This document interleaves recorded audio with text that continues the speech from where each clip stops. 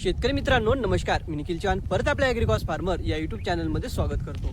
मित्रांनो, सोयाबीनची टोकन करताना आपण कोणत्या व्हीलचा वापर करायचा आहे आणि एका ठिकाणी आपण किती सोयाबीनच्या दाण्याची टोकन करायची आहे, हा आपला आजच्या या व्हिडिओचा विषय आहे. कारण भरपूर शेतकरी याच ठिकाणी चूक करतात ज्यामुळे त्यांना अपेक्षित उत्पादन मिळत नाही. म्हणून ही चूक आपल्याकडून होऊ नये यासाठी हा व्हिडिओ शेवटपर्यंत नक्की पहा.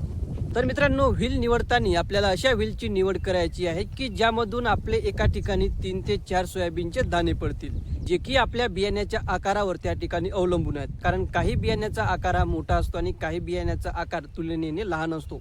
म्हणून त्या ठिकाणी आपल्याला कोणती व्हील लागेल हे पाहण्यासाठी आपल्याला सगळ्यात आधी अशा पद्धतीने एक व्हील घ्यायची आहे. त्यामध्ये आपल्याला अशा पद्धतीने सोयाबीनचे दाणे टाकून पाहायचे आहेत.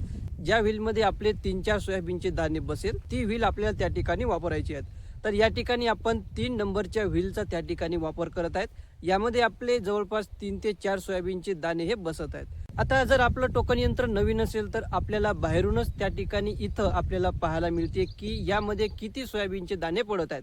इथं आपण पाहू शकता की जवळपास 3-4 सोयाबीनचे दाणे हे या ठिकाणी पडत आहेत. आणि हे 3 दाणे टोकन करण्याचं कारण म्हणजे आपल्याला एका एकरामधून 1,00,000 रोपांची संख्या हवी आहे. म्हणून आपण एका ठिकाणी 3 ते 4 सोयाबीनच्या दाण्याची टोकन करत आहेत. कारण आपल्या शेताची लांबी ही जवळपास 102 मीटरची आहे. ज्याला आपण इंचामध्ये जर रूपांतरित केलं तर जवळपास 4,000 इंच आपल्याला त्या ठिकाणी टोकन करण्यासाठी उपलब्ध होत आहेत. ज्यामध्ये आपण 2 झाडातील अंतर 6.5 इंच ठेवून त्या ठिकाणी टोकन करत असतो. म्हणजे एका तासामध्ये आपल्याला जवळपास 615 स्पॉट त्या ठिकाणी टोकन करायला उपलब्ध होते. ज्यामध्ये आपण 3 ते 4 सोयाबीनच्या दाण्याची टोकन करत आहेत.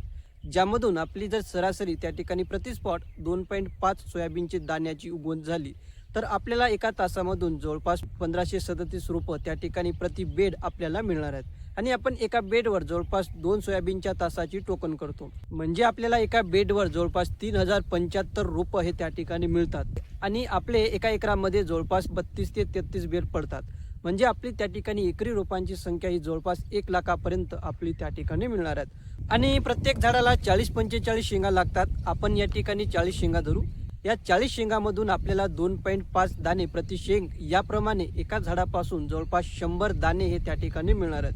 ज्याचं वजन आपण जर त्या ठिकाणी 13 ते 14 ग्राम जर धरलं तर आपलं अपेक्षित उत्पादन त्या ठिकाणी 13 ते 14 क्विंटलपर्यंतच राहणार आहेत. आणि जर हीच एकरी रोपांची संख्या आपल्या शेतामध्ये फक्त 80,000 असेल तर त्या ठिकाणी आपल्याला 10 ते 11 क्विंटलचं उत्पादन होईल. म्हणून टोकन पद्धतीमध्ये 13 ते 14 क्विंटलचं उत्पादन घेण्यासाठी आपली एकरी रोपांची संख्या ही 1,00,000 असणं फार आवश्यक आहे. आणि ज्यासाठी आपल्याला एका ठिकाणी 3 ते 4 दाण्याची टोकन करायची आहे. तर या व्हिडिओमध्ये एवढंच. हा व्हिडिओ कसा वाटला खाली कमेंटमध्ये नक्की सांगा. व्हिडिओ आवडला असेल तर व्हिडिओला लाईक करा. नवीन असाल तर चॅनलला सबस्क्राईब करा, जेणेकरून असे व्हिडिओज आपल्याला पाहायला मिळतील. धन्यवाद.